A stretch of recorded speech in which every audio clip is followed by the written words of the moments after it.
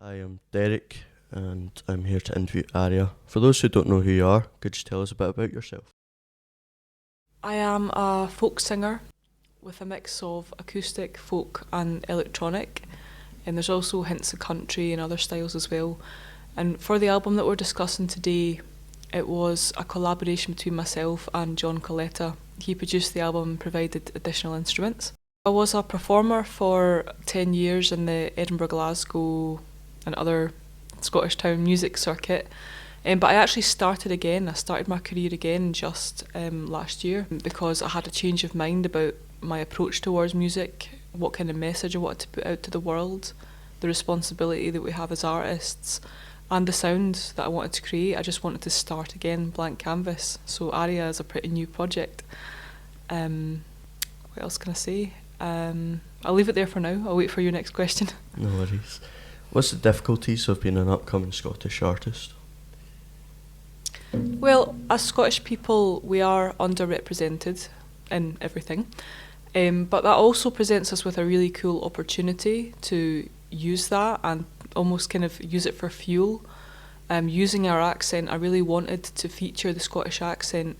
I really wanted to reference as many Scottish things as I could without overdoing it, and just use it to our advantage because it's such a beautiful country. It inspires people's imagination. So I just really wanted to focus on our strong points and bring that into the album. Great. Was there a famous person who influenced the beginning of Arria? There definitely a lot of inspiration.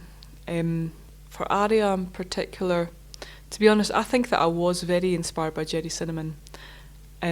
Obviously,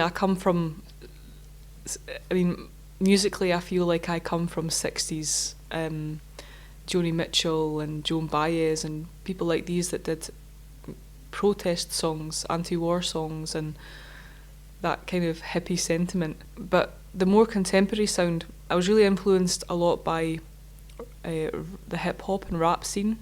That gave me a sort of spoken word side. And also Jerry Cinnamon, how he sang in his own accent and he made it sound beautiful and contemporary and fresh. I thought, if he can do it, I can do it. Great, thank you for that. What was the inspiration behind basing your album on Andy Scott's sculpture, folklore, Scottish businesses, landscapes, myths and ecology? Yeah. So around about lockdown, just before lockdown actually, I returned to my hometown after being a sort of prodigal daughter. I returned to my hometown after travelling and gigging for so many years, and I'd been quite estranged from home. So coming back, I saw everything in a new light, and I saw it during lockdown. Instead of all being distracted by all the people, I just saw the town itself, and it kind of spoke to me. I went for walks. I get very inspired when walking.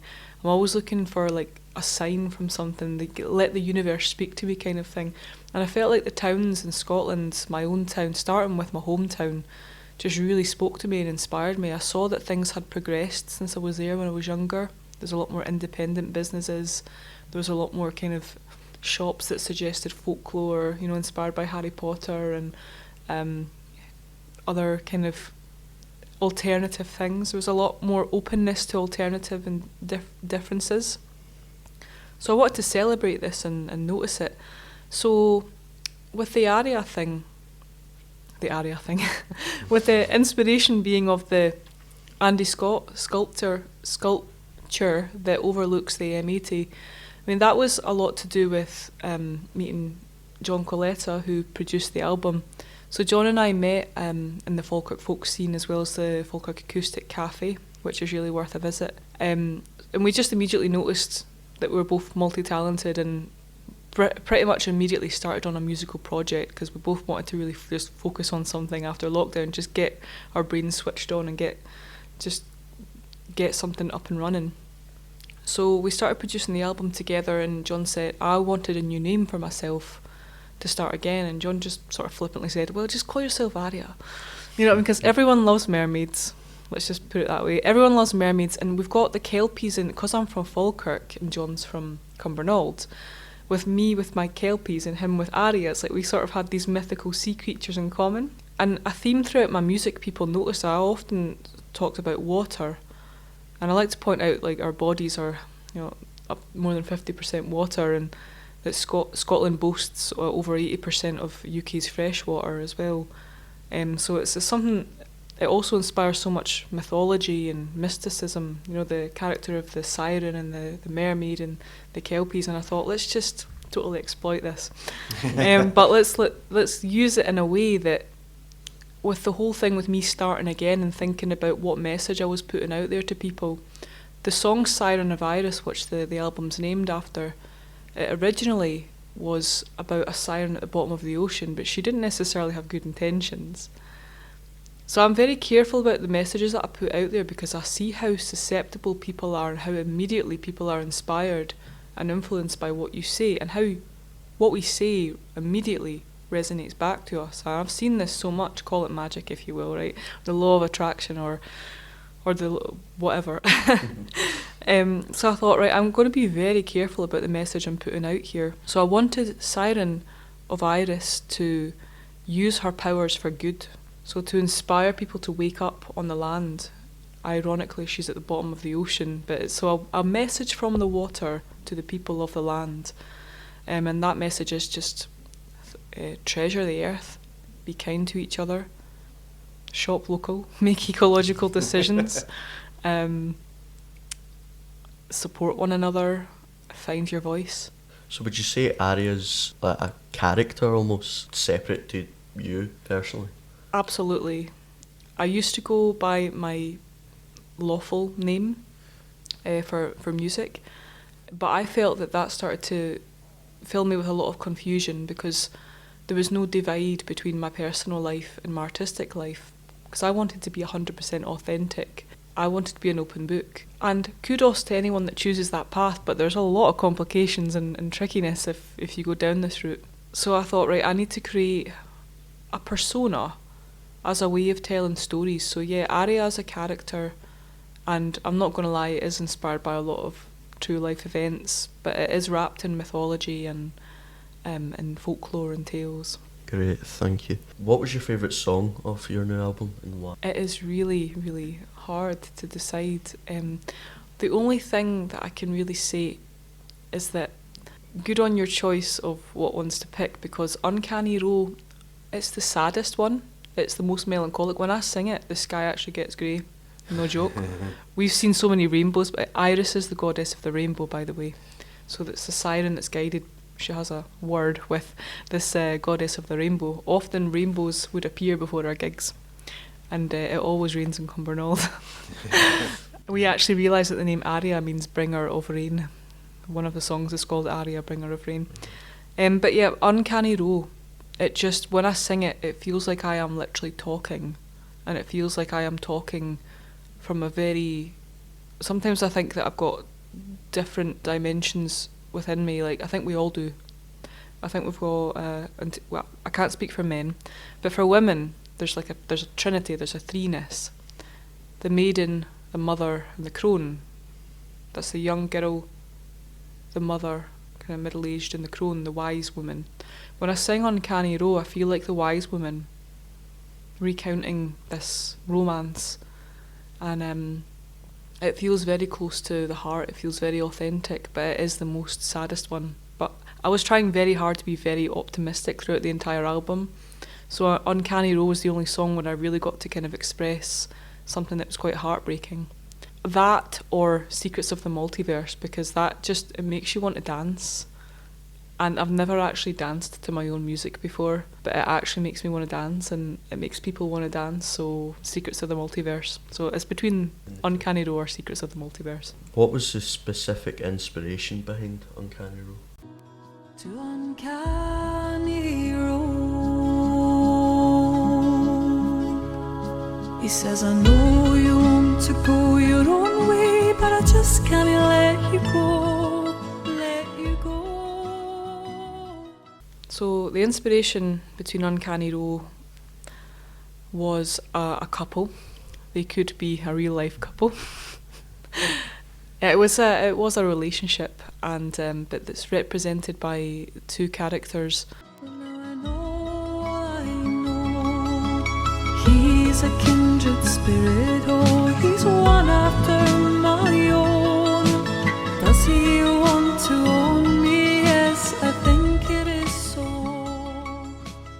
One is Rasputin and one is Lilith. And these are two very different stories. Lilith comes from Jewish mythology and Rasputin is Russian.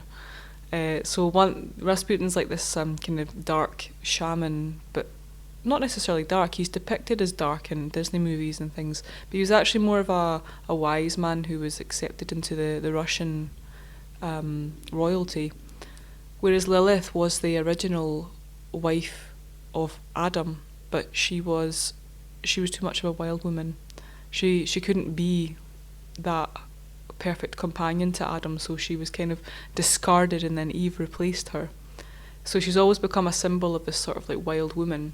I like the thought to think I am owned, spoken for, right down to my bones, but my soul won't have it known. She's not. So Rasputin's pretty wild and Lilith's pretty wild. So these two people, obviously they are based on real people, they take a journey through the underworld. They take a magic potion. I'll leave that to your imagination. They take a magic potion and they go into another realm. They start to explore together. It becomes a familiar thing that they do together. But then eventually Lilith, which is typical of her character, she decides, nah, I'm gonna go alone. I'm gonna be a lone wolf because this is too intense for me. I want to kind of protect myself. Whereas my Adam, in this case, is Rasputin. I don't know if I can really do this. I don't really know if I can go on these mad adventures anymore. I have to look after myself. So she kind of retreats, and it's the heartbreak of that retreat and the recounting the adventures that they had together. Thank you for that. Is there any new music coming out soon? Oh, I'm so glad that you asked, because I just write like so frequently and so prolifically that, yeah, there's loads and loads of stuff that I've got, and it's just sifting through it. But at the end of this month, I'm recording an album with Adam Holmes, who's quite well known in the contemporary folk acoustic scene. So he's going to produce my album, and the idea is it's going to have an anti-war theme. And the goddess that I'm representing in this one's called Morrigan, which is from Irish mythology. She's the goddess of war and sovereignty and the shadow queen kind of woman. So she's going to be my muse, and we're going to share an anti-war message and also look at some issues like Scottish independence. We're not going to talk about that too much. So is like folklore always been an interest of yours, or is it just with Arria character? Well, I would say that my roots are folk, and when you talk about folk, it is storytelling, it is people, it is stories, things that get preserved, songs that get preserved, homeopathy, for instance, that gets preserved, like secret medicine, secrets about the universe that get preserved over time, or messages that get transmitted between people during times where we're not allowed to talk and we're oppressed. Folk has always been it's a way of transmitting a message. So I think I've always been for that. I mean, don't get me wrong, like everybody else, I started with Disney. So, you know, Arria is quite similar to, say, like The Little Mermaid. You know, I'm not that exotic, you know. I mean, I have read a few folk stories, but I think that we can all relate to folk stories, which is why I think I will continue to refer to folklore. Thank you for that. Could you tell me more about Done Your Time? Like, what was the inspiration behind that song?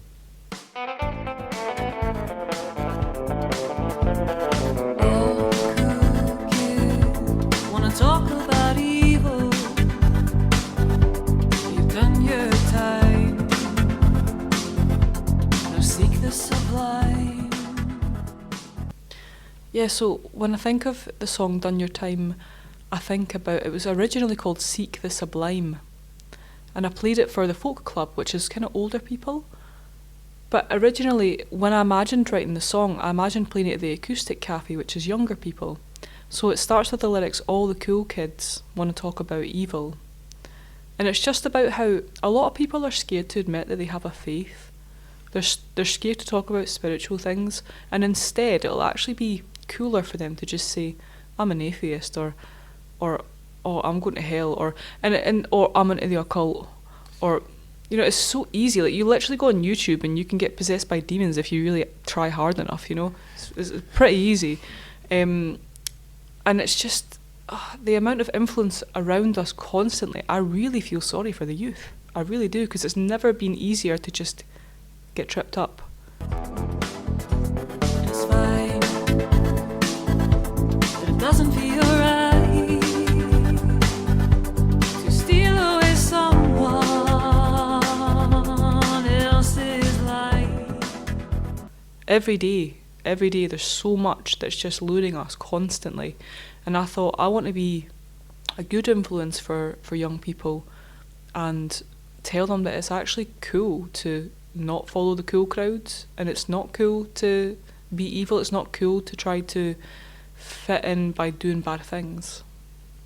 So we've not got a lot of time on this earth. It maybe seems like we do when you're sitting in class or whatever, but no, when you get kind of halfway and think, whoa, actually that was not a lot of time, so let's kind of do something meaningful here. For the popularity to enter the fight, seek the sublime with all of your heart and all of your mind. Seek the sublime. Our life here is short and we're running out of time. Seek the sublime with all of your soul and all of your mind. Seek the sublime.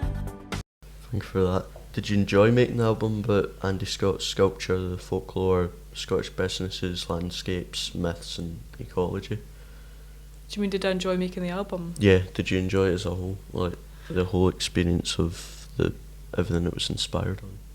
I loved forming the story, and, you know, sometimes all these ideas are just dancing around my brain and they don't ever, sometimes they just kind of stay there and I've just got this spinning mind. But it was great working with John, and the amount of patience that he has shown me.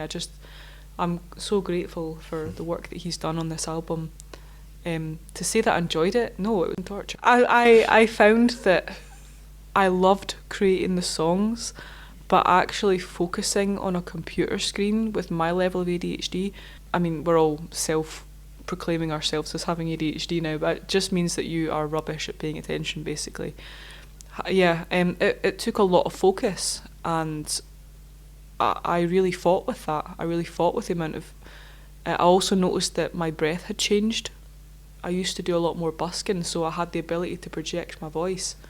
But in my 30s, I kind of thought I was too good for it, which I have totally changed my mind about, by the way. Busking is always a good thing, in my opinion, and even if I was to get famous, I would still do it. But I had kind of shunned it in my 30s, and I realised that my breath was not as good as it used to be, which was really embarrassing, because we would be zooming in with like the microscope and hearing all these imperfections, not in terms of pitch. It was pitch perfect, by the way. But No autotune at all, actually. Amazing singer. Yeah. Thank you. Very, very easy to record that way. You know, I mean, just phenomenal. Although constantly inventing. So the tunes are now stuck down in that album, but that was just what they were on the day. She is constantly inventing tunes, inventing lyrics, changing things. It just moves, which is good. So it's a snapshot of what happened in that time that we recorded. But having the songs recorded, it's so strange to have such structure, because I've done albums before, but they've been one take kind of songs. This really required us to decide, right, when is that coming in, and are you doing that weird Celtic thing with your voice at that point, and how many, you know, really zoning in on. But yeah, realising that I had to work on my breath, you know, taking these short breaths from the chest as a sort of an anxiety thing instead of like diaphragm breathing. I realised that I had to, often we would have to retake something again and again and again just because of lack of breath. So I'm not perfect, and I will admit it was a struggle at times, but it has absolutely been worth it, and I can't thank John enough. Would you go back and make another album on a similar kind of... Well, we're talking about that today, actually. Yeah, we're thinking, yeah. I was thinking about doing a sequel where every song has a sequel. So it'll be called Siren of Iris Part 2, and then we'll have Down to the River Part 2, which I came up with the other day, Oh, right. Good. Uncanny Row Part 2, Secrets of the Multiverse Part 2, and so on and so forth. So it'll be literally almost like a film sequel, but with each song having its own sequel, the next chapter of the story for each song. So, are you up for that? That sounds like a challenge, yes. So as long as we can keep making it interesting, and that was the thing, the electronic sounds had to fit in with the acoustic sounds, or the other way around, so it was quite a different thing. But when we put the acoustic layer on top of the electronica, it just sounded right, it just felt right, you know. It's a nice blend, and there's so many sounds now that you can make. So you just have to be inventive. That's the thing, we just got to keep inventing. Yep. Mm. Is there anything new you learned from creating this album? How much cooperation it takes to work with other people. After being a solo artist for so long, I mean, I won't admit that in any of my job interviews. But being a solo artist and a solo everything really, I'm somebody that loves solitude. I travel alone, I do a lot of hobbies on my own. I love people in small doses. But yeah, to work with someone and to put a level of trust in someone as well, it was a learning curve, and it's been a really informative, enriching experience. Great. Well, thank you for your time today. Thank you so much. You have been so lovely. Thank you.